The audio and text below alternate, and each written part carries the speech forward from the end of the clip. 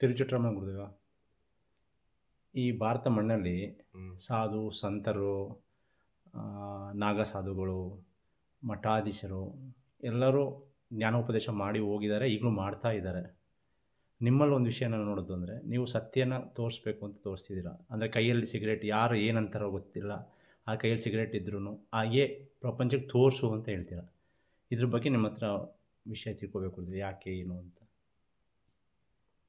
ಇದರ ಬಗ್ಗೆ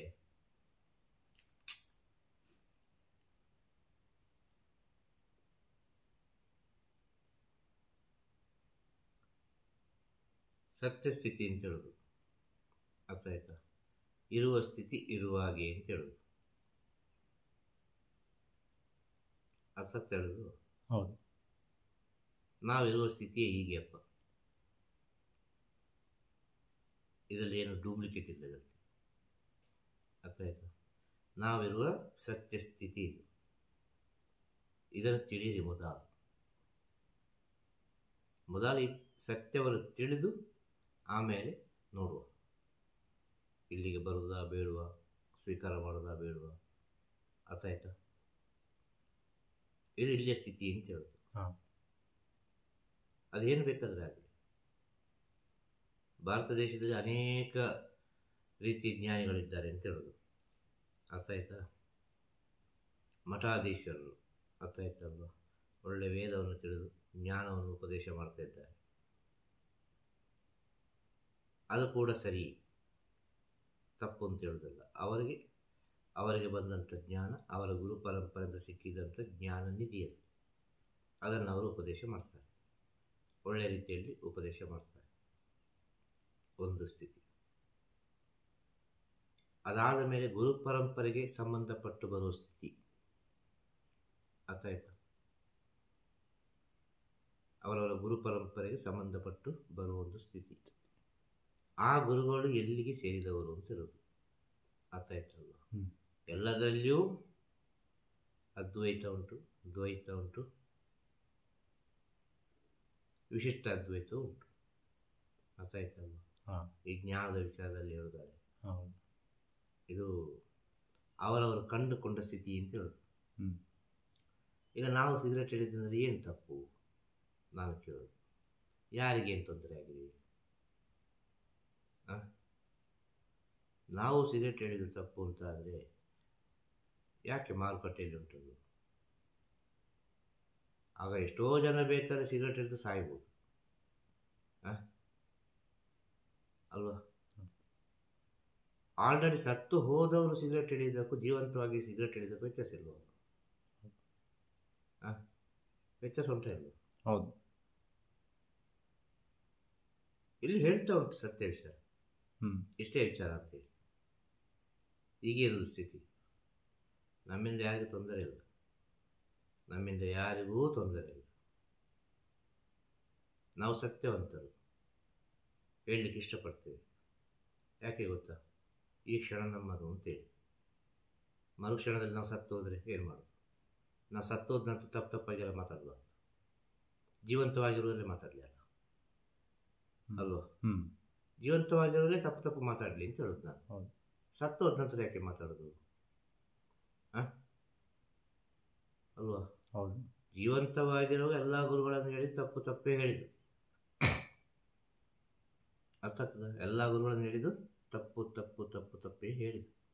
ಹೋದ ನಂತರ ಹಾಗೆ ಹೀಗೆ ಅಂತೆಲ್ಲ ನಾಮಸ್ಮರಣೆ ಮಾಡ್ತಾರೆ. ಅರ್ಥ ಆಗ್ತಾ ಇರೋದು? ಆದರೆ ಈಗಿನ ಕಾಲದಲ್ಲಿ ಬೇಗ ತಿಳಿದುಕೊಳ್ಬೋದು ಅಂತ ಹೇಳೋದು.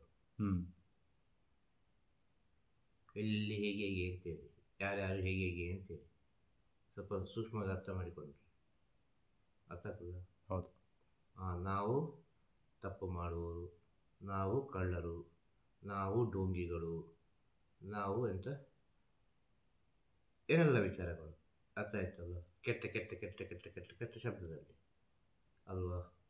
ಅನೇಕ ರೀತಿಯಲ್ಲಿ ಮಾತಾಡ್ತಾರೆ ನಮ್ಮ ಬಗ್ಗೆ, ಇಲ್ಲಿಯ ಬಗ್ಗೆ. ಇದು ಅವರಿವರು ಭಕ್ತರೆಲ್ಲ ನಮ್ಮ ಕಿವಿಗೆ ಹೇಳುವಾಗ ಒಂದು ವಿಷಯ ಹೇಳ್ತೇನೆ ನಾನು. ಚಿಂತೆ ಮಾಡಬೇಡಿಪ್ಪ, ಸಂತೋಷವಾಗಿ.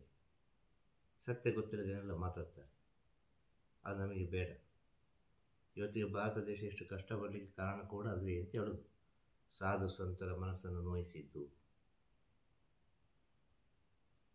ಸಾಧು ಸಂತರ ಮನಸ್ಸನ್ನು ಅವರ ಸತ್ಯ ತಿಳಿಯದೆ ಅವರನ್ನು ಪರೀಕ್ಷೆ ಮಾಡಿದ್ದು, ಅನೇಕ ರೀತಿ ಅವರನ್ನು ನೋಯಿಸಿದ್ದು. ಅರ್ಥ ಆಗ್ತದೆ? ಅರ್ಥ ಆಯಿತು. ಆದ ಕಾರಣ ಹೇಳೋದು ಅಷ್ಟು ಸುಲಭ ಅಲ್ಲ ಈ ಸಾಧು ಸಂತರು ಅಂತ ಹೇಳಿದರೆ. ಯೋಗಿಗಳು, ಜ್ಞಾನಿಗಳು, ಗುರುಗಳು ಅಂದರೆ ಅಷ್ಟು ಸುಲಭ ವಿಚಾರ ಅಲ್ಲ ಅಂತ ಹೇಳೋದು. ಇಲ್ಲಿ ವಿಷಯ ಬರ್ತದೆ ನೀವು ಅರ್ಥ ಆಯ್ತಲ್ವಾ ಹೇಳುದು. ಆಗ ಇಲ್ಲಿಗೆ ಬರುವ ಮುಂಚೆಲೇ ನಾವಿರೋ ಸ್ಥಿತಿಯಲ್ಲಿ ಒಂದು ಅರ್ಥ ಈಗ ಪ್ರಪಂಚಕ್ಕೆ ತೋರಿಸಿದ್ರೆ ತುಂಬ ಸುಲಭ ಅಲ್ಲ. ಬಂದು ಪಾಪ ಕಟ್ಟಿಕೊಳ್ಬೇಡಿ ಅಂತ ಹೇಳೋದು. ಇದಷ್ಟು ಸತ್ಯ ಸ್ಥಳ ಅಂತ ಹೇಳೋದು. ಇದು ಆಸೆ ಪಟ್ಟು ಆಗಲಿಲ್ಲ ಅಂತ ಹೇಳೋದು. ಈ ಸ್ಥಳ ಆಸೆ ಪಟ್ಟು ಈ ಸ್ಥಿತಿಯಲ್ಲಿ ಇಲ್ಲ ಅಂತ ಹೇಳೋದು. ಅರ್ಥ ಆಯ್ತಲ್ವ? ಕಳ್ಳರಾಗೆ ಒಳಗೆ ಎಲ್ಲೋ ಒಂದು ಕೂತ್ಕೊಂಡು ನಾವೊಂದು ಸಿಗರೇಟ್ ಸೇದಿಕೊಂಡು ಹೊರಗೆ ಬಂದುಕೊಂಡು ಚಂದ್ರದಲ್ಲಿ ಮಾತಾಡೋದು ಒಳ್ಳೆಯದ ಅಲ್ಲ. ಸತ್ಯವನ್ನು ಇದ್ದಾಗಿ ನೋಡು, ಸರಸ್ವತಿ ಹೇಳ್ತಾಳೆ, ನಾನಲ್ಲ. ಇಷ್ಟೊತ್ತಿಗೆ ಆ ಸತ್ಯವನ್ನು ಯಾವ ರೀತಿ ಉಂಟು ಆ ರೀತಿ ಪ್ರಪಂಚಕ್ಕೆ ತೋರಿಸೋದು ಒಳ್ಳೆಯದ. ಇದು ನಿಮ್ಮ ನಿರ್ಧಾರ. ನನಗೇನಿಲ್ಲ, ನನಗೇನೂ ಇಲ್ಲ. ಅರ್ಥ ಆಯ್ತಲ್ವ? ನಾನು ಯಾವ್ಯಾವ ಸ್ಥಿತಿಯಲ್ಲೆಲ್ಲ ಇರ್ತೇನೆ. ನೀವು ಯಾವ ರೀತಿ ಅದನ್ನು ವಿಡಿಯೋ ಮಾಡಿ ನನಗೆ ಚಿಂತೆ ಇಲ್ಲ, ಚಿಂತೆ ಇಲ್ಲ. ಯಾಕೆ ಹೇಳೋದು ಅಂತ ಹೇಳಿದರೆ, ಇಲ್ಲಿಗೆ ಬಂದು ಹೋದವರು, ಆ ತಪ್ಪು ನೆನೆಸಿ ಹೋದವರು, ಯಾಕೆ ಹೇಳ್ತಿದ್ದೇನೆ ಅಂದರೆ, ನಾನು ಇದ್ದಾಗ ನಾನು ಇದ್ದಾಗ ಸಿಗರೇಟ್ ಹಿಡಿಯೋಕೆ ಸಿಗರೇಟ್ ಹಿಡಿದೇ ಹಾಕು. ಅರ್ಥ ಆಯ್ತಲ್ವ? ಯಾವ ರೀತಿ ಇರ್ತೇನೆ ಆ ರೀತಿ ಹಾಕು ಅಲ್ವಾ? ಹೌದು, ಹೇಳ್ತೇನೆ ಇಲ್ವ? ಹೌದು ಹೌದು. ಯಾಕೆ ಹೇಳಿದ್ದು ಗೊತ್ತಾ? ಇಲ್ಲಿಗೆ ಬಂದು ಹೋಗಿ ತಪ್ಪು ನೆನೆಸಿದವರು ಉಂಟಲ್ಲ, ಪಾಡೆಲ್ಲ ಪಡ್ತಾ ಇದ್ದಾರೆ ಅಂತ ಹೇಳುದು. ಪಡ್ಡದ ಪಾಡು ಪಡ್ತಾ ಇದ್ದಾರೆ. ಈ ಸತ್ಯವಾದ ವಿಷಯ. ಅದು ಪ್ರಕೃತಿ ಮಾಡೋದು, ಕಾಲ ಮಾಡೋದು. ಆಗ ಒಂದು ತೆರೆಯ ಮೇಲೆ ನೋಡೋದಕ್ಕೂ ರಿಯಲ್ ನೋಡೋದಕ್ಕೂ ವ್ಯತ್ಯಾಸ ಉಂಟಲ್ವಾ? ಹೌದು, ತುಂಬ ವ್ಯತ್ಯಾಸ ಉಂಟಲ್ವಾ? ಹೌದು. ಅಲ್ಲೇ ಒಂದು ತೀರ್ಮಾನ ಮಾಡಿಯಪ್ಪ, ಕೂತ್ಕೊಂಡಲ್ಲಿ ಒಂದು ತೀರ್ಮಾನ ಮಾಡಿ, ಕೂತ್ಕೊಂಡಲ್ಲೇ ಒಂದು ಸ್ಥಿತಿಯನ್ನು ತಿಳಿದುಕೊಳ್ಳಿ. ನಿಮಗೆ ಯಾವುದು ಬೇಕು ಅಂತೇಳಿ, ನೀವೆಂಥದನ್ನು ಹುಡುಕ್ತೀರಿ ಅಂತೇಳಿ. ಯಾಕೆ ಬೇಕಾಗಿ ಗೊತ್ತಾ? ಇಲ್ಲಿ ಬರೋ 4 ಜನ ಭಕ್ತರಿದ್ದಾರೆ. ಅವರು ಪಾಪ ದೂರ ದೂರ ದೂರ ಇದ್ದಾರೆ. ಕೆಲವರೆಲ್ಲ ಅಮೆರಿಕದಲ್ಲಿದ್ದಾರೆ, ಕೆಲವರು ಇಂಗ್ಲೆಂಡಲ್ಲಿದ್ದಾರೆ, ಕೆಲವರು ಆಸ್ಟ್ರೇಲಿಯಾದಲ್ಲಿದ್ದಾರೆ ಅಂತೇಳಿ ಸ್ವಲ್ಪ ದೂರ ದೂರ ಇದ್ದಾರೆ. ಭಾರತ ದೇಶದಲ್ಲಿ ಅಂದರೆ ಹೇಗೋ ಬಂದು ಹೋದ್ದಾರೆ. ಪಾಪ ಅವರಿಗೆ ಬರಲಿಕ್ಕೆ ಆಗೋದಿಲ್ಲ ಬೇಗ ಬೇಗ. ಅವರಿಗೆ ಸಮಯ ಸಿಕ್ಕುವಾಗ ಈ ನಮ್ಮ ಸಂದೇಶಗಳು ಬೇಕಾಗ್ತದೆ ಅಂತ ಅವರು ನಮ್ಮ ಹತ್ರ ಕೇಳಿಕೊಂಡ ಕಾರಣ ಕೆಲವೆಲ್ಲ ವಿಚಾರ. ಅರ್ಥ ಹೇಳಿದ್ರು. ಈಗ ಯೂಟ್ಯೂಬ್ ಯಾಕೆ ಓಡ್ತಾ ಉಂಟು ಅಂತ ಹೇಳಿ, ಇಲ್ಲಿ ಏನು ನಡೀತದೆ ಅಂತ ಅವರಿಗೆ ನೋಡಬೇಕು ಅಂತ ಆಸೆ, ಕುತೂಹಲ. ಅರ್ಥ ಆಯ್ತಲ್ಲ? ಬರಲಿಕ್ಕೆ ಆಗೋದಿಲ್ಲ. ಗುರುಗಳು ಹೇಗಿದ್ದಾರೆ, ಯಾವ ರೀತಿ ಇದ್ದಾರೆ. ಅರ್ಥ ಆಯ್ತಲ್ಲ? ಆಗ ನನ್ನನ್ನು ಗುರುಗಳಾಗಿ ಅವರು ಯಾವ ರೀತಿ ನೋಡಿದರೆ ಅದೇ ರೀತಿ ನಾನು ಇರೋದು, ಅವರಿಗೆ ಒಂದು ದರ್ಶನ ಕೊಡೋದು ಒಳ್ಳೆಯದಲ್ವ? ಹೌದು, ಸತ್ಯ ಹೇಳುದು ನಾನು. ಹಾಗೆ ಅಂತೇಳಿ ಅವರು ಯಾವುದೋ ಒಂದು ರೀತಿಯಲ್ಲಿ ಕೋರಿಕೆ ಇಡುವಾಗ ನಮ್ಮ ಹತ್ರ ಅವರವರ ಸತ್ಯಕ್ಕೆ ತಕ್ಕವಾಗಿ, ಅವರವರ ಮನಸ್ಸಿಗೆ ತಕ್ಕವಾಗಿ ಆಯಾ ದರ್ಶನಗಳು ಹೋಗುವುದು ಅಂತ ಹೇಳುದು. ಅರ್ಥ ಆಗ್ತದೆ ನಿಮ್ಗೆ ಹೇಳುದು? ಅರ್ಥ ಆಯ್ತು. ಇಲ್ಲಿದ್ದ ವಿಷಯವನ್ನು ಹೇಳುದು ನಾನು. ಹೌದು. ಹಾಗೆ ಹೇಳಿಕ್ಕೆ ತುಂಬ ಸುಲಭ, ಹಾಗೆ ಹೀಗೆ ಅದು ಇದು ಅಂತೇಳಿ. ಆಗ ಸತ್ಯ ದರ್ಶನ ನಾವು ತೋರಿಸಿದರೆ ಎಷ್ಟೋ ಜನ ಅಂತೇಳಿದರೆ, ಒಂದು 1000 ಜನ ಇಲ್ಲಿ ಬರ್ತಾರೆ ಅಂತ ಇಟ್ಟುಕೋ, ಅದರಲ್ಲಿ 990 ಜನ ಅಲ್ಲಿಂದ ಹಾಗೆ ಓಡಿಬಿಡ್ತಾರೆ ಅಂತ. ಅಲ್ಲಿಂದ ಹಾಗೆ ಓಡಿಬಿಡ್ತಾರೆ, ಇದು ಬೇಡಪ್ಪ ಅಂತೇಳಿ, ಸರಿ ಇಲ್ಲಪ್ಪ ಅಂತೇಳಿ. ಅದು ಸತ್ಯ ಅಂತ ಹೇಳುದು. ಯಾಕೆಂದ್ರೆ ಇಲ್ಲಿಗೆ ಬಂದು ಒಂದು ಗುರುವಿನ ಸೇವೆ ಮಾಡಬೇಕು ಅಂತ ಹೇಳಿದರೆ ಅದಷ್ಟು ಸುಲಭ ವಿಚಾರ ಅಲ್ಲ ಅಂತ ಹೇಳುದು. ಯಾಕೆ ಅಂತ ಹೇಳಿದ್ರೆ ನಾನು ಕೂಡ ಇಲ್ಲ ಅಂತ ಹೇಳುದು. ಇಲ್ಲಿ ನಾನು ಕೂಡ ಮಾಡಿದ ಗುರುವಿನ ಸೇವೆ ಅಂತ ಹೇಳುದು. ಆ ಗುರು ಏನು ತಾನೇ ಕಣ್ಣಿಗೆ ಕಾಣ್ತದೆ, ನಿಮ್ಮ ಕಣ್ಣಿಗೆ ಕಾಣೋದಿಲ್ಲ. ನಿಮ್ಮ ಕಣ್ಣಿಗೆ ಕಾಣೋದು ಇದು, ನಿಮ್ಮ ಕಣ್ಣಿಗೆ ಕಾಣೋದು ಈ ಶರೀರ ಕಾಣ್ತದೆ. ಆದರೆ ಈ ಶರೀರಕ್ಕೆ ಒಂದು ಕಾಣ್ತಾ ಉಂಟು, ಅದರ ಸೇವೆ ಮಾಡ್ತಾ ಉಂಟು, ಅದು ಹೇಳ್ತಾ ಉಂಟು ಹೀಗೆಲ್ಲ ಇರಬೇಕು ಅಂತೇಳಿ, ಈಗಪ್ಪ ಇದೆಲ್ಲ ತಕೋ ಅಂತ ಹೇಳ್ತಾರೆ. ಅದಕ್ಕೆ ಎಂತ ಮಾಡೋದು? ಇದು ಮನುಷ್ಯನಿಗೆ ಗೊತ್ತಾಗ್ತದ? ಆದ ಕಾರಣ ಹೇಳೋದು, ದೂರದಿಂದ ನೋಡಿ ಅಲ್ಲಿಂದಲೇ ಒಂದು ಸರಿ ಮಾಡಿಕೊಂಡ್ರೆ ಒಳ್ಳೆಯದು. ಯಾರಿಗೂ ತೊಂದರೆ ಆಗೋದು ಬೇಡ. ಈ ದೇಶ ಬೇಕಾದಷ್ಟು ಕಷ್ಟವನ್ನು ಕಂಡುಕೊಂಡಿದೆ. ಇನ್ನು ಹತ್ತಿರ ಬಂದು ಕಣ್ಣಿಗೆ ಕಣ್ಣು ಕೊಟ್ಟು ದೃಷ್ಟಿಗೆ ದೃಷ್ಟಿ ಕೊಟ್ಟು ಯಾವುದ್ಯಾವುದು ವಿಷಯದಲ್ಲಿ ತಪ್ಪು ನೆನೆಸಿಕೊಂಡು ಹೋದರೆ ಅದು ತುಂಬ ಸಮಸ್ಯೆಗೊಳಗಾಗ್ತದೆ, ತುಂಬ ಸಮಸ್ಯೆಗೊಳಗಾಗ್ತದೆ. ಅದು ಅವರವರ ಜ್ಞಾನದಲ್ಲಿ ಅನುಭವಿಸಿದವರು ಅದೆಷ್ಟೋ ಭಕ್ತರು, ಅದೆಷ್ಟು ಭಕ್ತರು. ಅರ್ಥ ಆಯ್ತಲ್ಲ? ಹೌದು, ಹೇಳುದು ನಾನು. ಅದೆಷ್ಟು ಭಕ್ತರು ಬಂದವರು ಇವತ್ತಿಲ್ಲಿ ಬಂದವರು ಎಷ್ಟು ಕಷ್ಟಪಡ್ತಾ ಇದ್ದಾರೆ ಅಂತೇಳಿ ಚೆನ್ನಾಗಿ ಗೊತ್ತುಂಟು ಇವರಿಗೆ. ಯಾವ ಕಾರಣಕ್ಕೆ ಬೇಕು ಕಷ್ಟಪಡ್ತಾ ಇದ್ದಾರೆ ಅಂತೇಳಿ ಅದು ಕೂಡ ಚೆನ್ನಾಗಿ ಗೊತ್ತುಂಟು. ಅದು ಅವರ ಒಳಗೂ ಉಂಟು, ಸತ್ಯದೊಳಗೂ ಉಂಟು. ಅರ್ಥ ಆಯ್ತಾ ಹೇಳೋದು? ನಮಗೆ ಸಿಗರೇಟ್ ಎಳಿಲಿಕ್ಕೂ ಗೊತ್ತುಂಟು, ಸಿಗರೇಟ್ ಬಿಟ್ಟು ವರ್ಷಾನುಗಟ್ಟಲೆ ಕೂತ್ಕೊಳ್ಳಿಕ್ಕೆ ಗೊತ್ತುಂಟು, ಊಟ ಮಾಡಲಿಕ್ಕೂ ಗೊತ್ತುಂಟು, ಮೃಷ್ಟನ್ನ ಭೋಜನ ವಿಧವಾದ ಊಟ ಮಾಡಲಿಕ್ಕೆ ಗೊತ್ತುಂಟು, ಹಾಗೆ ಊಟ ಮಾಡದೇ ಕೂತ್ಕೊಳ್ಳಿಕ್ಕೆ ಗೊತ್ತುಂಟು. ಅರ್ಥ ಆಗ್ತಾ ಇರೋದು? ಒಂದು ತಿಂಗಳು ಮಲ್ಕೊಳ್ಳಿಕ್ಕೆ ಗೊತ್ತುಂಟು, ಹಗಲು ರಾತ್ರಿ ಮಲ್ಕೊಳ್ಬೋದು ಒಂದು ತಿಂಗಳು, ಮತ್ತೆ ಖುಷಿ ವರ್ಷ ಎಷ್ಟು ಸಹ ಮಲ್ಕೊಳ್ಬೋದು. ಅರ್ಥ ಆಯ್ತಾ? ಅದೇ ರೀತಿ ಒಂದು ವರ್ಷ ನಿದ್ರೆ ಮಾಡದೆ ಕೂಡ ಇರ್ಬೋದು, ಒಂದು ವರ್ಷ ನಿದ್ರೆ ಮಾಡದೆ ಕೂಡ ಇರ್ಬೋದು. ಅರ್ಥ ಆಗ್ತಾ ಇರೋದು? ಅರ್ಥ ಆಯ್ತು. ಜೀರ್ಣ ಮಾಡುವ ಶಕ್ತಿ ಇದ್ದವ ಏನು ಬೇಕಾದರೆ ಜೀರ್ಣ ಮಾಡಿಕೊಳ್ತಾನ. ಜೀರ್ಣ ಮಾಡಲಿಕ್ಕೆ ಆಗೋದಿಲ್ಲ ಅಂತ ಹೇಳಿದವ ಅವನ್ನೆಲ್ಲ ವಿಚಾರವನ್ನು ಮಾಡಬೇಕಾಗಿ ಬರ್ತದೆ ಅಂತ ಹೇಳೋದು. ಹೌದು, ಅರ್ಥ ಆಗ್ತಾ ಹೇಳೋದು? ಹಾಂ.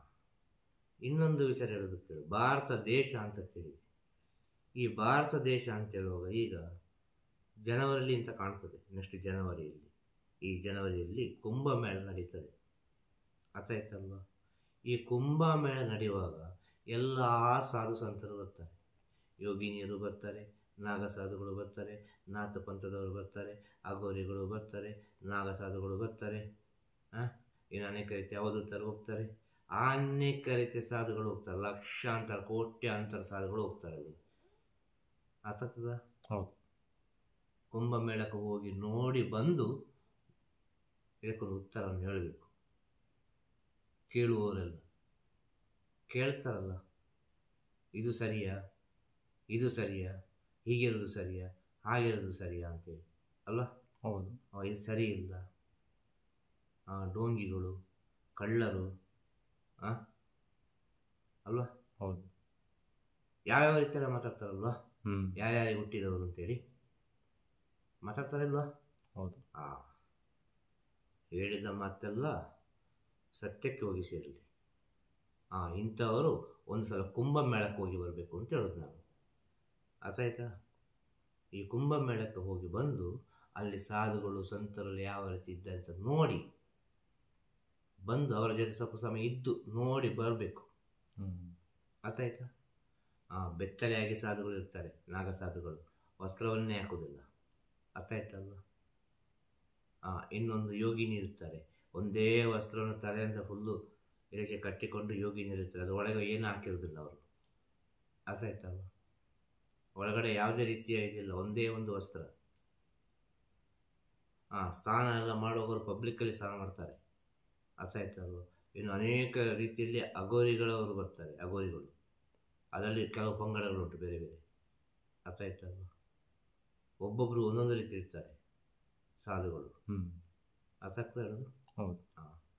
ಅದೇ ನಾಥ್ ಪಂಥಕ್ಕೆ ಸೇರಿದವರು, ಶಾಕ್ತೇಯ ಪಂಥಕ್ಕೆ ಸೇರಿದವರು, ಗಣಪತ್ಯ ಪಂಥಕ್ಕೆ ಸೇರಿದವರು, ಅನೇಕ ರೀತಿಯ ಸಾಧು ಸಂತರಲ್ಲಿ ಹೋಗ್ತಾ ಇರ್ತಾರೆ.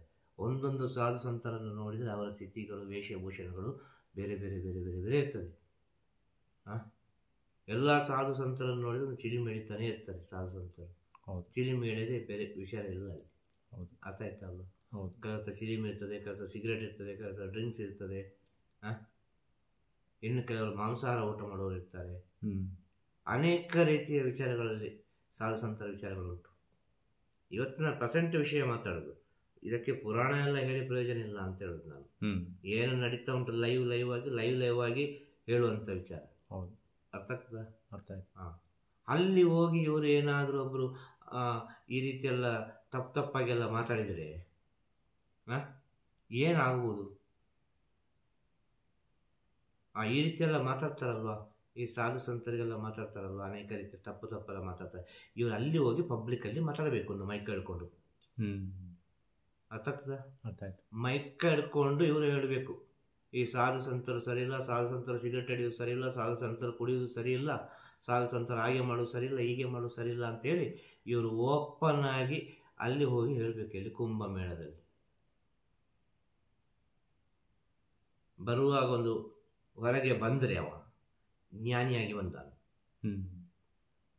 ಅರ್ಥ ಆಗ್ತಾ ಹೇಳೋದು? ಅರ್ಥ ಆಯ್ತು. ಅಲ್ಲಿಂದ ಹೊರಗೆ ಬಂದರೆ ಜ್ಞಾನಿಯಾಗಿ ಬಂದಾನು, ಇಲ್ಲ ಅಲ್ಲಿ ಯಾವುದೋ ಒಂದು ರೀತಿಯಲ್ಲಿ ಶಿವನ ಪಾದ ಸೇರಿಯ. ಹೌದು. ಅರ್ಥ ಆಗ್ತಾ ಹೇಳೋದು? ಸತ್ಯ ವಿಚಾರ ಇದು. ಇದರಲ್ಲಿ ಯಾರು ತಪ್ಪು ತಿಳ್ಕೊಳ್ಬಾರ್ದು ನಾನು ಹೇಳೋ ವಿಚಾರದಲ್ಲಿ, ಅಲ್ವಾ?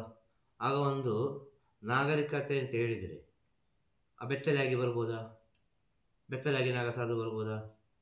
ಆ ನಾಗಸಾಧು ಬೆತ್ತಲೆಯಾಗಿ ಬರುವಾಗ ನಾಗಸಾಧುಗೆ ಯಾಕೆಂತ ಪೂಜೆ ಮಾಡ್ತಾರೆ, ಯಾಕೆಂತ ತುಳಸಿ ಮಾಲೆ ಹಾಕ್ತಾರೆ, ಅಲ್ವಾ? ಹೌದು.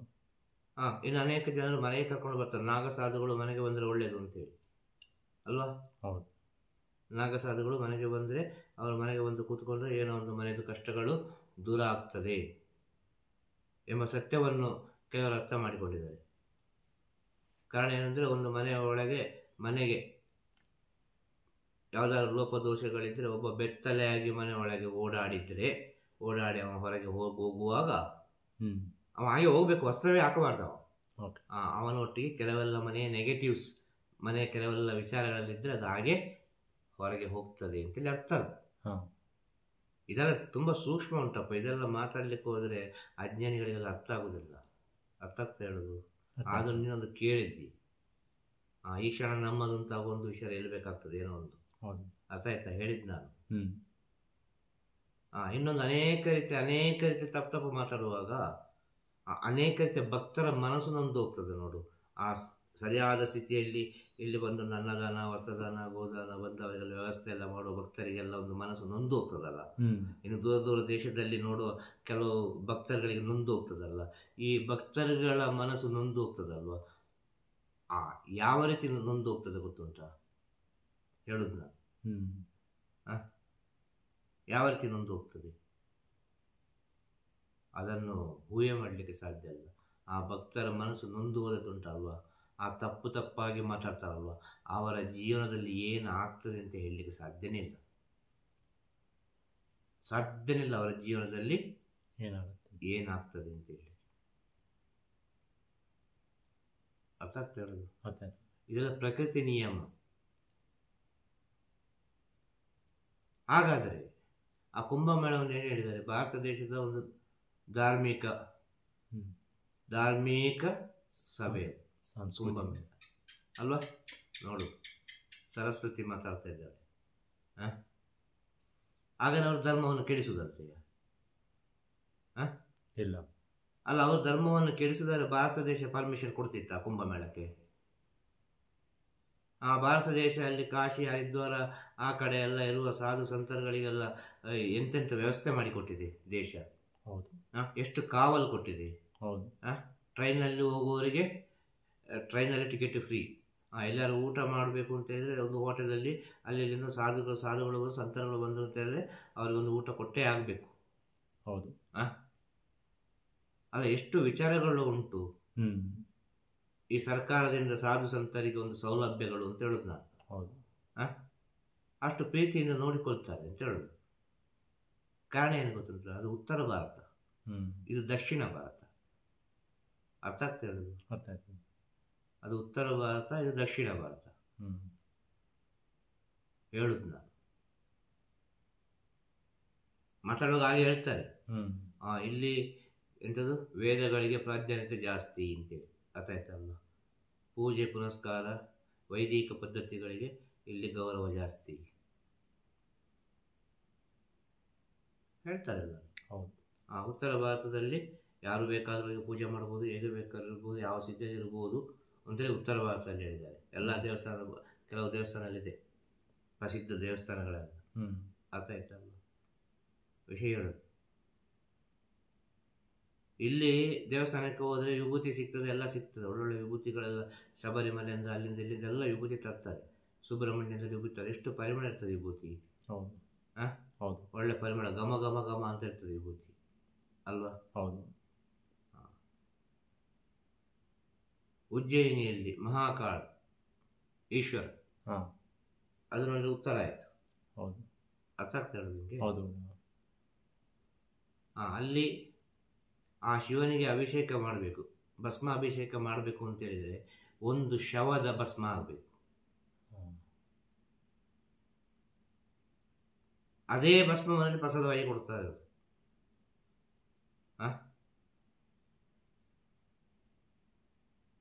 ಇದಷ್ಟು ಸುಲಭದ ವಿಚಾರವ? ಅದು ಯಾಕೆ ಆ ಶವದ ಭಸ್ಮವನ್ನು ಈಗಿನ ಆಧುನಿಕ ಕಾಲದಲ್ಲಿ, ಈಗಿನ ಪ್ರೆಸೆಂಟ್ ಸಿಚುವೇಶನಲ್ಲಿ ಅದನ್ನು ಅಭಿಷೇಕ ಮಾಡ್ತಾರೆ? ಯಾಕೆ ಅಭಿಷೇಕ ಮಾಡ್ತಾರೆ? ಅದನ್ನು ತಪ್ಪಲ್ವಾ? ಧರ್ಮ ವಿರುದ್ಧ ಅಲ್ವಾ? ದೇವಸ್ಥಾನದಲ್ಲಿ ಶವದ ಒಂದು ಭಸ್ಮವನ್ನು ಅಭಿಷೇಕ ಮಾಡೋ ಧರ್ಮಕ್ಕೆ ವಿರುದ್ಧ ಅಲ್ವಾ? ಈ ನಾಗಸಾಧುಗಳು ಈ ಬೆತ್ತಲೆಯಾಗಿ ಬರೋ ಧರ್ಮಕ್ಕೆ ವಿರುದ್ಧ ಅಲ್ವಾ?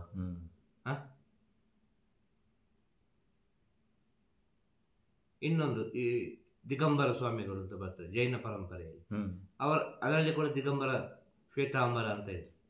ಅರ್ಥ ಆಯ್ತಲ್ವ? ಅವ್ರು ಹಾಗೆ ಬರ್ತಾರೆ ಅಲ್ವಾ? ಹೌದು. ಇದು ಧರ್ಮಕ್ಕೆ ವಿರುದ್ಧ ಅಲ್ವಾ? ಅಲ್ಲ, ಹೇಳುದು ನಾನು, ನಮ್ಮಿಂದ ಧರ್ಮ ಕೆಟ್ಟು ಹೋಗ್ತದೆ, ನಮ್ಮಿಂದ ಅದು ಕೆಟ್ಟು ಹೋಗ್ತದೆ, ನಮ್ಮಿಂದ ಇದು ಕೆಟ್ಟು ಹೋಗ್ತದೆ ಅಂತ ಹೇಳ್ತದಲ್ಲ, ಇದರ ಧರ್ಮಕ್ಕೆ ವಿರುದ್ಧ ಅಲ್ವಾ ಅಂತ ಕೇಳುದು, ಈ ಅಜ್ಞಾನಿಗಳ ಹತ್ರ ಕೇಳುದು.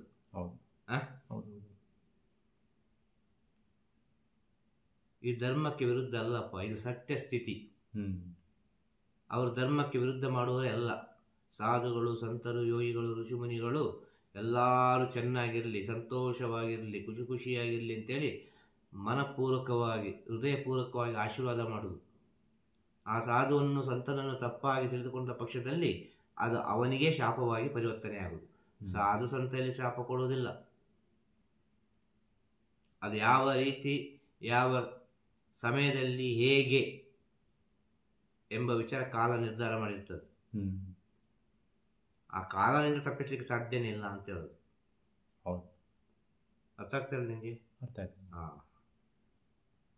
ಹಾಗೆ ಈ ಧರ್ಮ ಉಳಿಬೇಕಾದ್ರೆ ಎಲ್ಲ ರೀತಿಯ ಸ್ಥಿತಿಗಳಿರಬೇಕು. ಇದು ತಿಳಿಬೇಕು ಮೊದಲು. ಅರ್ಥ ಆಗ್ತದ? ಈ ಧರ್ಮ ಉಳಿಬೇಕು, ಈ ಸನಾತನ ಧರ್ಮ ಉಳಿಬೇಕು. ಸನಾತನ ಧರ್ಮವನ್ನು ಯಾರಿಂದ ಏನು ಮಾಡಲಿಕ್ಕೆ ಆಗುದಿಲ್ಲ. ಈಗ ಹೇಳುವುದಾದ್ರೆ ಒಂದು ಹಿಂದೂ ಧರ್ಮ ಅಂತೇಳಿ, ಅರ್ಥ ಆಯ್ತಲ್ವ? ಹೇಳುವುದಾದ್ರೆ ಈ ಧರ್ಮ ಉಳಿಬೇಕು, ಈ ದೇಶದಲ್ಲಿ ಶಾಂತಿ ನೆಲೆಸಬೇಕು. ಅರ್ಥ ಆಗ್ತದಾ? ದೇಶ ಸಮೃದ್ಧಿ ಹೊಂದಬೇಕು, ದೇಶದಲ್ಲಿ ಅನೇಕ ರೀತಿಯ ಜ್ಞಾನಿಗಳು ಹುಟ್ಟಬೇಕು, ಈ ದೇಶ ಪ್ರಪಂಚಕ್ಕೆ ಗುರು ಆಗಬೇಕು ಅಂತ ಹೇಳಿದರೆ ಈ ಪ್ರಪಂಚದಲ್ಲಿ ಅನೇಕ ರೀತಿಯ ಜ್ಞಾನಿಗಳು ಇರಬೇಕಾಗ್ತದೆ. ವೇದವನ್ನು ತಿಳಿದ ಜ್ಞಾನಿ ಇರಬೇಕು, ತಂತ್ರವನ್ನು ತಿಳಿದ ಜ್ಞಾನಿ ಇರಬೇಕು, ಯೋಗವನ್ನು ತಿಳಿದ ಜ್ಞಾನಿ ಇರಬೇಕು, ಪ್ರಕೃತಿಯ ಭಾಷೆಯನ್ನು ತಿಳಿದ ಋಷಿ ಇರಬೇಕು. ಅರ್ಥ ಆಗ್ತಾ ಹೇಳುದು? ಹೌದು. ಒಬ್ಬ ಅಘೋರಿ ಇರಬೇಕು, ಒಬ್ಬ ನಾಗಸಾಧು ಇರಬೇಕು, ಒಬ್ಬ ಶಿಖಂಡಿ ಸ್ವಾಮಿ ಇರಬೇಕು. ಅವನವನಿಗೆ ಜ್ಞಾನ ಯಾವ ರೀತಿಯಲ್ಲಿ ಪ್ರಾಪ್ತಿಯಾಯಿತು, ಅವನವನ ಗುರು ಪರಂಪರೆಗೆ ಸಂಬಂಧಪಟ್ಟ ಒಂದು ವಿಚಾರವನ್ನು ಅವನ ಗುರು ಹೇಳಿಬಿಡ್ತಾರೆ. ಈಗಪ್ಪ ಇಂಥ ವಿಚಾರ, ಜ್ಞಾನದ ವಿಚಾರಕ್ಕೆ ಇಟ್ಟುಕೋ ಅಂತೇಳಿ ಒಂದು ಭಂಗಿ ಸೊಪ್ಪು ಕೊಟ್ಟು ಬಿಡ್ತಾರೆ. ಇನ್ನು ಏಕಾಂತ ಸಮಯದಲ್ಲಿ, ಇನ್ನು ಜ್ಞಾನದ ಸಮಯದಲ್ಲಿ ಇದನ್ನು ಉಪಯೋಗಿಸಿಕೊಂಡು ಸಾಧನೆ ಮಾಡು. ಯಾಕೆ ಹೇಳ್ತಾರೆ?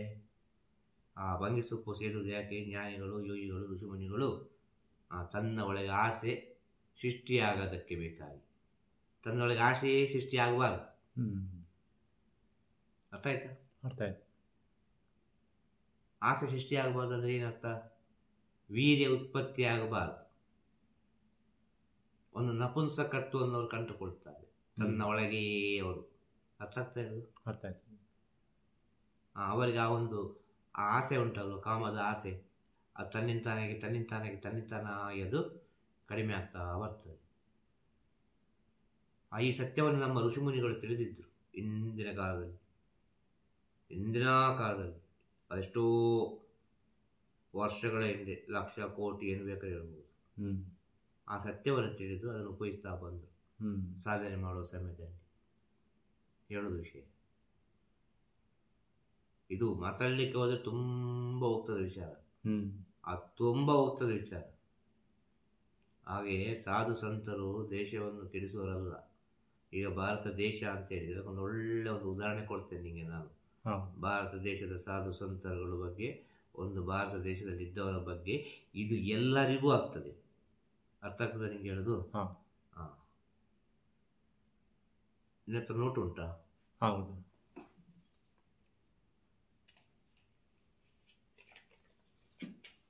ಇದು 500 ರೂಪಾಯಿ ನೋಟು.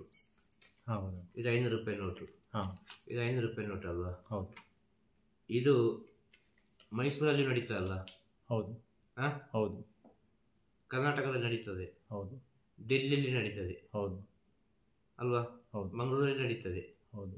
ಭಾರತ ದೇಶದಲ್ಲಿ ಎಲ್ಲ ಕಡೆ ನಡೀತದೆ. ಹೌದು ಅಲ್ವಾ? ಹೌದು.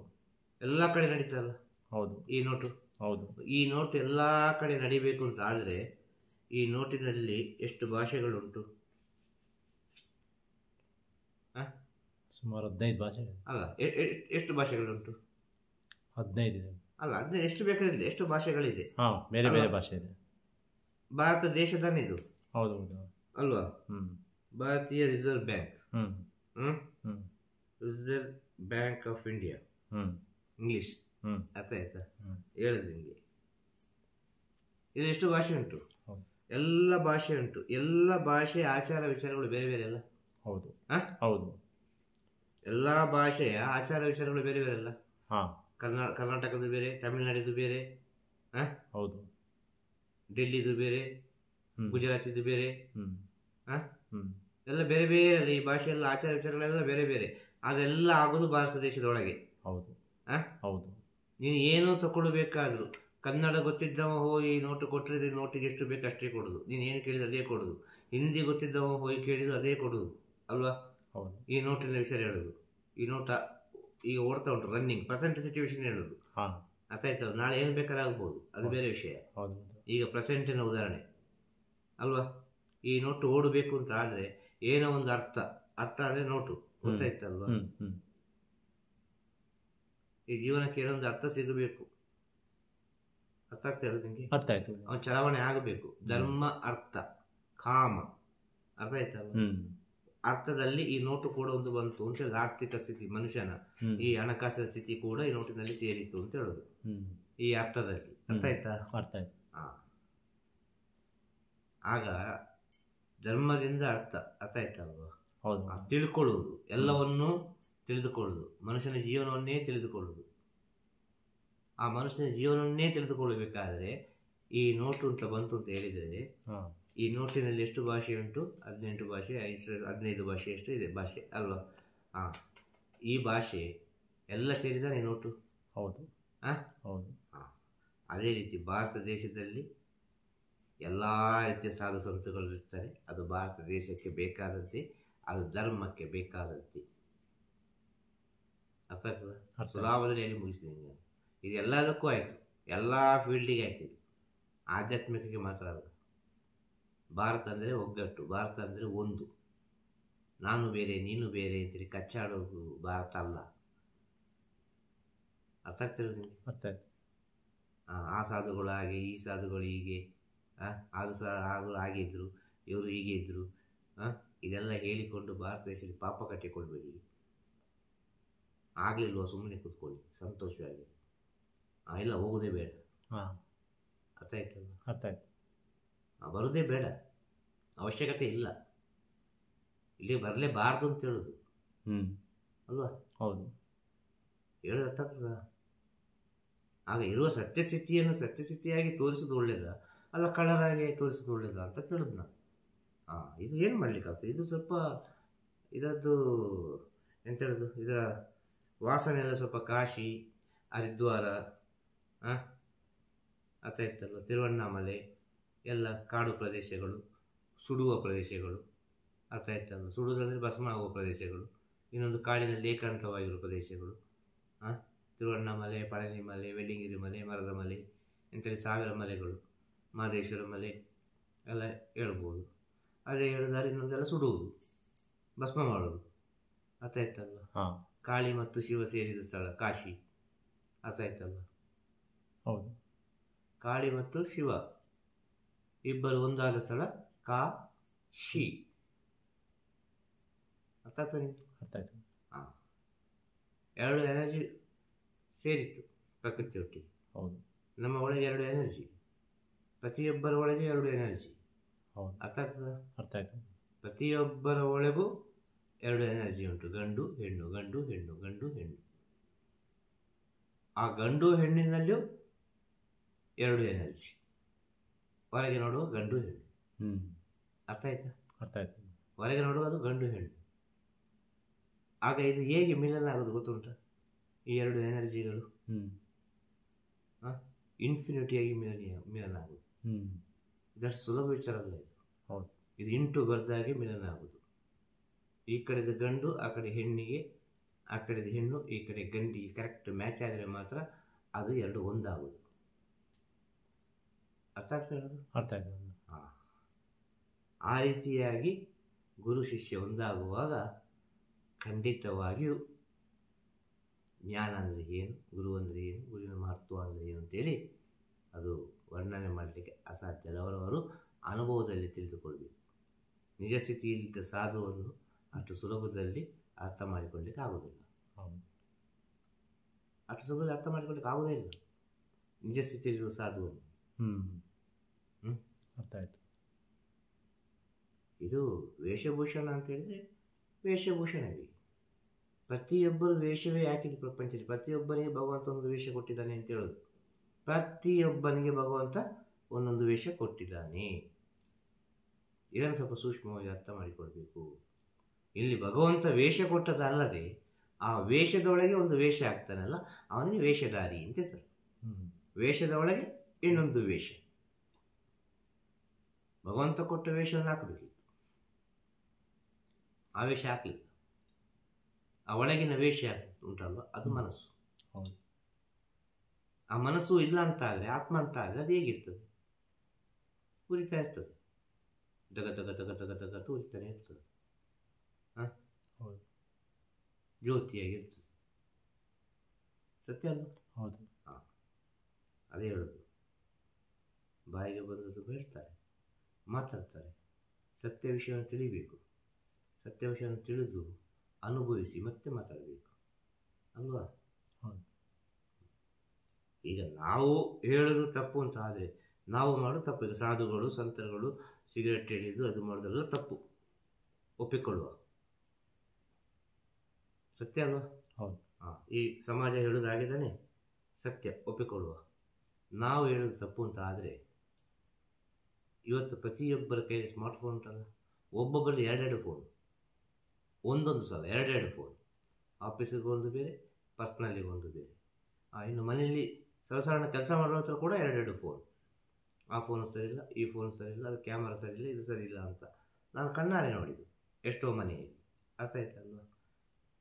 ಈ ಫೋನಿನಲ್ಲಿ ಏನೆಲ್ಲ ಬರೋದಿಲ್ಲ, ಆ ಯೂಟ್ಯೂಬಿನಲ್ಲಿ ಅದಕ್ಕೆ ಯಾವ ವಿಚಾರಗಳಿಲ್ಲ ಅಲ್ವಾ? ಆ ಯೂಟ್ಯೂಬಿನಲ್ಲಿ ಏನೆಲ್ಲ ವಿಚಾರಗಳು ಬರೋದಿಲ್ಲ, ಏನೆಲ್ಲ ವಿಚಾರಗಳು ಬರ್ತದೆ, ಬೇಡದ ವಿಚಾರಗಳು ಕೂಡ ಬರ್ತದೆ ಅದರಲ್ಲಿ. ಇದನ್ನು ಈ ಮಕ್ಕಳುಗಳು ನೋಡಿದರೆ ಹಾಳಾಗೋದಿಲ್ವಾ? ಹೌದು. ಇದು ಧರ್ಮವನ್ನು ಕೆಡಿಸುವುದಲ್ವಂತೆ. ಇದುದಂತೆ ನಿಜವಾಗಿ ಧರ್ಮವನ್ನು ಕೆಡಿಸುವುದು. ಹೌದು, ಸತ್ಯ ಸತ್ಯ. ಹೌದು. ಹಾಗಾದ್ರೆ ಅದರಲ್ಲಿ ಒಳ್ಳೆಯದು ಉಂಟು ಕೆಟ್ಟದ್ದು ಉಂಟಲ್ಲ ಹೌದು ಈ ಪ್ರಪಂಚದಲ್ಲಿ. ಆ ಕೆಟ್ಟದ್ದು ಯಾವುದನ್ನ ನೀವು ಸರಿಯಾಗಿ ಅರ್ಥ ಮಾಡಿಕೊಳ್ಳಿ. ಆ ಹೆಣ್ಣನ್ನು ಕೀಳು ಭಾವನೆಯಲ್ಲಿ ನೋಡುವುದು, ಹೆಣ್ಣನ್ನು ಇನ್ನೊಂದು ದೃಷ್ಟಿಯಲ್ಲಿ ನೋಡುವುದು ಧರ್ಮವನ್ನು ಕೆಡಿಸುವುದು. ಆ ಹೆಣ್ಣನ್ನು ಯಾರು ಗೌರವಿಸ್ತಾರೆ, ಹೆಣ್ಣನ್ನು ಯಾರು ಪ್ರೀತಿಸ್ತಾರೆ, ಹೆಣ್ಣನ್ನು ಯಾರು ಪೂಜನೀಯ ಭಾವನೆಯಲ್ಲಿ ನೋಡ್ತಾರೆ, ಅದು ಧರ್ಮವನ್ನು ಗೌರವಿಸುವುದು. ಹೆಣ್ಣನ್ನು ತಪ್ಪಾಗಿ ನೋಡಿದರೆ ಅದು ಧರ್ಮವನ್ನು ಕೆಡಿಸಿದ್ದ ಹಾಗೆ. ಧರ್ಮದ ಬಗ್ಗೆ ಮಾತಾಡೋದು ತುಂಬ ಸುಲಭ. ಧರ್ಮ ಅಂದ್ರೆ ಏನು ಗೊತ್ತುಂಟ ಅಂತ ಕೇಳೋದು ನಾನು. ಅರ್ಥ ಆಗ್ತಾ ಹೇಳೋದು? ಹೇಳಿಕ್ಕೆ ತುಂಬ ಸುಲಭ ಅಲ್ಲ. ಆಗ ವೈಯಕ್ತಿಕವಾದ ವಿಚಾರ, ಅವರವರ ಸ್ವ ಇಚ್ಛೆ ಅದು. ಇದರಿಂದ ಪ್ರಪಂಚಕ್ಕೇನು ಕೆಡುದಲ್ಲಾಗೋದಿಲ್ಲ. ಈಗಪ್ಪ ಸತ್ಯಸ್ಥಿತಿ ಇದು ಅಂತ ಹೇಳುವರು. ಹೀಗೆ ಇರೋದು, ನೀನು ಹಿಂದೆ ನೋಡಿದ್ರೆ ಹೀಗೆ, ಮುಂದೆ ನೋಡಿದರೆ ಹೀಗೆ. ಅಂಥ ತಪ್ಪು ಮಾಡಲಿಲ್ಲಲ್ಲ, ಧರ್ಮವನ್ನು ಕಳಿಸಲಿಲ್ಲಲ್ಲ. ಈ ಫೋನಿನಂಥ ತಪ್ಪು ಮಾಡಲಿಲ್ಲಲ್ಲ. ಈ ಫೋನಿನಲ್ಲಿ ಬೇಕಾದ್ದೆಲ್ಲ ಕೊಡ್ತಾರೆ, ಏನೆಲ್ಲ ಕೊಡ್ತಾರೆ, ನೋಡಬಾರ್ದೆಲ್ಲ ಕೊಡ್ತಾರೆ ಇದರಲ್ಲಿ ಫೋನಲ್ಲಿ. ಹೌದು, ಸತ್ಯ ಅಲ್ಲ? ಹೌದು. ಯಾವ ಯಾವ ವಿಷಯ ಎಲ್ಲ ಕೊಡ್ತಾರೆ ಫೋನಲ್ಲಿ. ಇದು ಧರ್ಮವನ್ನು ಕೆಡಿಸುವುದಲ್ಲಂತೆ. ಈಗೆಲ್ಲ ಮಾತಾಡಲಿಕ್ಕೆ ಹೋದ್ರೆ ತುಂಬ ಹೋಗ್ತದೆ ವಿಷಯ. ಹೇಳ್ಬೋದು, ಅದು ನೋಡಬಾರ್ದು, ಹಾಗೆ ಹೇಳಬಾರ್ದು. ಯಾರು ನೋಡದೇ ಇದ್ದವರು ಬಾಯಲ್ಲಿ ಹೇಳುದು ಮಾತ್ರ ತಾನೆ, ಸತ್ಯವಾಗಿದ್ದಾರ? ನೋಡಿಯೇ ನೋಡ್ತಾರೆ, ಕದ್ದು ಮುಚ್ಚಿದ್ರು ಮಾಡ್ತಾರೆ. ಒಬ್ಬನನ್ನು ನೀವು ಹೇಳೋದೇ ತಪ್ಪು ಅಂತ ಹೇಳೋದು, ನಿಮ್ಮ ಕಂಟ್ರೋಲ್ ಇದ್ದಾನೆ ಅಂತ ತಿಳ್ಕೊಳ್ಳೋದೇ ತಪ್ಪು. ಅದು ನಿಮ್ಮ ಭ್ರಮೆ, ಅದು ನಿಮ್ಮ ಕಂಟ್ರೋಲ್ ಇದ್ದಾನೆ ಅಂತೇಳಿ.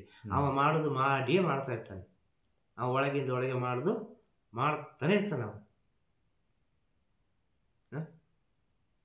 ಬಾಯಲ್ಲಿ ಹೇಳಲಿಕ್ಕೆ ಸುಲಭ, ಮಾತಾಡ್ಲಿಕ್ಕೆ ಸುಲಭ, ಅನುಭವಿಸ್ಲಿಕ್ಕೆ ಬಹಳ ಕಷ್ಟ.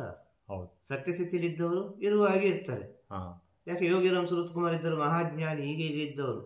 ಅರ್ಥ ಆಯ್ತಲ್ಲ? ಈಗ ಸಮಾಜ ಹೇಳೋದು ವಿಷಯ ತಿರುವಣ್ಣಾಮಲೆಯಲ್ಲಿ ಅವ್ರು ಹೇಗೆ ಇದ್ರು? ಅವ್ರು ಸಿಗರೇಟ್ ಹಿಡಿದುಕೊಡ್ತಾನೆ ಮಾತಾಡಿದ್ದು. ಹೌದು. ಅವ್ರು ಇರುವಾಗ ಎಷ್ಟು ಜನ ಹೀಯಾಡಿಸಿದ್ರು ಅವರನ್ನು, ಏನೆಲ್ಲ ಹೇಳಿದ್ರು ಅವರನ್ನು? ಯಾಕೆ ಅವರಿಗೆ ಅಲ್ಲಿ ಸಮಾಧಿ ಮಾಡಿ ಅಲ್ಲಿ ಅವರ ಮೂರ್ತಿಯನ್ನಿಟ್ಟು ಪ್ರತಿಷ್ಠಾಪನೆ ಮಾಡಿ ಪೂಜೆ ಮಾಡ್ತಾ ಇದ್ದಾರೆ? ಅವರು ಕೆಟ್ಟವರಿದ್ದಾನೆ, ಸಿಗರೇಟ್ ಹಿಡಿತಿದ್ದವರಿದ್ದಾನೆ, ಅವರು ಭಿಕ್ಷುಕರಿದ್ದಾನೆ, ಯಾವ ರೀತಿಯಲ್ಲಿ ಇದ್ದವರಿದ್ದಾನೆ? ತಿರುವಣ್ಣಾಮಲೆಗೆ ಹೋಗಿ ನೋಡಿ ಬರಲಿ, ನೋಡಿ ಬರಲಿ ಅಂತ ಹೇಳುದು ನಾನು. ಸುಳ್ಳು ಹೇಳುದಾದ್ರೆ ಅವ್ರು ಇಷ್ಟೇ ತೆಗೆದು ನೋಡಲಿ, ಯೋಗಿರಾಮ್ ಸುರತ್ಕುಮಾರ್ ತಿರುವಣ್ಣಾಮಲೆ ಅಂತ ಹಾಕಿ ನೋಡಲಿ ಅವ್ರು ಯಾವ ರೀತಿ ಇದ್ರು ಅಂತೇಳಿ. ಅರ್ಥ ಇಲ್ವಾ ಮಾತಾಡಲಿಕ್ಕೆ? ಏನಂತೇಳಿ ಮಾತಾಡೋದು ಕೇಳೋದು ನಾನು. ಪಾಪ ಕಟ್ಟಿಕೊಳ್ಳೋದಲ್ವಾ? ಹೌದು. ಈ ಪಾಪ ಕಟ್ಟಿಕೊಂಡು ಇರ್ಬೇಕಾತ ಕೇಳೋದು ನಾನು. ಹಾಗೆ ಅಂತೇಳಿ ಹೇಳುದಲ್ಲ, ಅಷ್ಟು ಭಕ್ತರ ಮನಸ್ಸು ನೊಂದು ಹೋದಕ್ಕೆ ಹೇಳುವುದು. ಅರ್ಥ ಆಯ್ತಾ? ಅಷ್ಟು ಭಕ್ತರ ಮನಸ್ಸು ನೊಂದು ಹೋಗಿದೆ ಕೆಲವರಿಗೆ. ನಾನು ಹೇಳಿದ ಒಂದೇ ವಿಚಾರ, ಈಗ ನಾನು ಇರೋ ಸ್ಥಿತಿಯಲ್ಲಿ ಇರಬೇಕು. ಸುಮ್ಮನೆ ಇದೆಲ್ಲ ಆಗೋದಿಲ್ಲ, ನಮಗೆ ಕಷ್ಟ ಆಗ್ತದೆ ತುಂಬ. ಈ ಸಾಕು ಆಯಿತು, ಯಾರು ಇಲ್ಲಿ ಪರಿವರ್ತನೆ ಆಗೋದಿಲ್ಲ. ಈ ಸತ್ಯ ತಿಳಿದಾಯಿತು, ಯಾರಿಗೂ ಇಲ್ಲಿ ಪರಿವರ್ತನೆ ಆಗೋದಿಲ್ಲ. ಅವರವರು ಪರಿವರ್ತನೆ ಆಗಲಿ, ಪರಿವರ್ತನೆ ಆದಾಗಿ. ಇನ್ನೊಬ್ಬ ಪರಿವರ್ತನೆ ಮಾಡ್ತೇನೆ ಅಂತ ಹೇಳಿದರೆ ಅದು ಮುಟ್ಟಾಳ್ತಾನ ಅಂತ ಹೇಳೋದು. ಇನ್ನೊಬ್ಬನಿಂದ ಪರಿವರ್ತನೆ ಆಗ್ತದೆ, ನಾನು ಅವನು ಪರಿವರ್ತನೆ ಮಾಡ್ತೇನೆ ಅಂತ ಹೇಳಿದರೆ ಆಗುವುದೇ ಇಲ್ಲ. ನಿನಗೆ ಪರಿವರ್ತನೆ ಆಗುವ ಮನಸ್ಸಿರಬೇಕು, ನಿನ್ನ ಒಳಗೆ ಆ ಇಂಟ್ರೆಸ್ಟ್ ಇರಬೇಕು, ನಿನ್ನೊಳಗೆ ಆಸೆ ಇರಬೇಕು. ಅರ್ಥ ಆಯ್ತಾ? ಅರ್ಥ ಆಯ್ತು. ಆಸೆಯಲ್ಲಿ 2 ವಿಧದ ಆಸೆ ಉಂಟು ಅಂತೇಳಿ ಅಷ್ಟು ಸುಲಭ ಇಲ್ಲ. ಗೊತ್ತಾಗ್ತದ? ಆ ಒಂದು ಗುರು ಬೇಕು, ಗುರುವಿನ ಸೇವೆ ಮಾಡಬೇಕು, ಗುರುವಿನ ಜೊತೆಗೆ ಇರಬೇಕು. ಅರ್ಥ ಆಯ್ತಲ್ಲ? ಅವ್ರು ಹೇಳಿದೆ ವೇದ ವಾಕ್ಯ, ಅವ್ರು ಹೇಳಿದೆ ವೇದ ವಾಕ್ಯ, ಅವ್ರ ಜೊತೆಗೆ ಇರಬೇಕು, ಅವರೊಟ್ಟಿಗೆ ಇರಬೇಕು. ಅವ್ರು ಕರೆದ ಕೂಡಲೇ ಓಡಬೇಕು, ಅವ್ರು ಕೂತ್ಕೊಳ್ಬೇಕು, ಮಲ್ಕೊಳ್ಬೇಕು. ಊಟ ಮಾಡಬೇಡುವ, ಜೊತೆಗೆ ಊಟ ಮಾಡುವ ಅಂತೇಳಿ ಅಷ್ಟೊತ್ತು ಕಾಯಬೇಕು. ಇಂಥ ಆಸೆ ಬರಬೇಕು. ಇದು ನಾನು ಹೇಳಿಕ್ಕೆ ಸುಲಭ ಇದೆ, ಎಲ್ಲರಿಗೆ ಬರೋದಿಲ್ಲ ಅಂತ ಹೇಳಿ. ಇಂಥ ಆಸೆ ಬರುವಾಗ ಅವನಿಗೆ ಅರ್ಥ ಆಗ್ತದೆ. ಇದು ಆಸೆ ಬರೋದು ಅದಲ್ಲ. ಆಸೆ ಬರೋದು ಈಗ ಯಾವ್ಯಾವ ರೀತಿ ಆಸೆ ಇದ್ದಾನೆ ಬರೋದು. ಹೌದು. ಆಸೆ ಬೇಕೆ, ಆಸೆ ಇಲ್ಲದೆ ಬದುಕಲಿಕ್ಕೆ ಸಾಧ್ಯ ಇಲ್ಲ. ಆ ಆಸೆಯನ್ನು ನೀನು ಏನು ಮಾಡಬೇಕು? ನಿನ್ನ ಕರ್ಮಕ್ಕೆ ತಕ್ಕವಾಗೆ ಆ ಆಸೆಯನ್ನು ನೀನು ಪರಿವರ್ತನೆಗೊಳಿಸುವ ಸ್ಥಿತಿ ನಿನ್ನ ಒಳಗೆ ಉಂಟು. ಅದಕ್ಕೆ ಬುದ್ಧಿ ಅಂತ ಹೇಳೋದು. ಆ ಬುದ್ಧಿಯನ್ನು ಉಪಯೋಗಿಸ್ಕೋ ಅಂತ ಹೇಳೋದು. ಅರ್ಥ ಆಗ್ತದೆ? ಅರ್ಥ ಆಯ್ತು. ಇದನ್ನು ಸ್ವಲ್ಪ ಸೂಕ್ಷ್ಮವಾಗಿ ಅರ್ಥ ಮಾಡಿಕೊ. ಟೆನ್ಷನ್ ಮಾಡಬೇಡ, ಖುಷಿಯಾಗಿರು, ಸಂತೋಷವಾಗಿರು. ಸತ್ಯಮೇವ ಜಯತೆ, ಸತ್ಯ ಉಂಟು, ಕಾಲ ಉಂಟು, ಅದು ಉತ್ತರ ಕೊಟ್ಟೇ ಕೊಡ್ತದೆ, ಅದು ಬಿಡುವುದಿಲ್ಲ. ಆ ಕಾಲ ಉತ್ತರ ಕೊಟ್ಟೇ ಕೊಡ್ತದೆ, ಅದು ಬಿಡುವುದಿಲ್ಲ ಎಂಬ ಸತ್ಯವನ್ನು ತಿಳಿದುಕೋ. ಈ ಸತ್ಯವನ್ನು ತಿಳಿದುಕೊಂಡು ಸಂತೋಷವಾಗಿರು, ಖುಷಿಯಾಗಿರು, ಧೈರ್ಯವಾಗಿರು. ಅದು ನಿನಗಾದರೂ ಸರಿ, ನನಗಾದರೂ ಸರಿ. ಕಾಲವೇ ಸತ್ಯ ಇರ್ತದೆ. ಇಷ್ಟೇ ಹೇಳೋದು. ಅದು ನಿನಗಾದರೂ ಸರಿ, ನನಗಾದರೂ ಸರಿ, ಕಾಲ ಕಾಲವೇ, ಸತ್ಯ ಸತ್ಯವೇ. ಇದು ಬದಲು ಕೊಟ್ಟೇ ಕೊಡ್ತದೆ. ಹೌದು. ನೀನು ಕೇಳಿದ ಪ್ರಶ್ನೆಗೆ ನನಗೆ ತಿಳಿದಷ್ಟು ಮಟ್ಟಿಗೆ ಉತ್ತರ ಹೇಳಿದ್ದೇನೆ. ಎಲ್ಲರಿಗೂ ಒಳ್ಳೆಯದಾಗಲಿ, ಎಲ್ಲರಿಗೂ ಶುಭವಾಗಲಿ, ಎಲ್ಲರಿಗೂ ಜಯವಾಗಲಿ. ತಿರುಚಿಟ್ಟಂಬಲಂ. ತಿರುಚಿಟ್ಟಂಬಲಂ. ಗುರುವೇ ಶರಣಂ. ಗುರುವೇ ಶರಣಂ. ನಮಃ ಶಿವಾಯ. ನಮಃ ಶಿವಾಯ. ನಮಃ ಶಿವಾಯ. ನಮಃ ಶಿವಾಯ. ನಮಃ ಶಿವಾಯ. ನಮಃ ಶಿವಾಯ.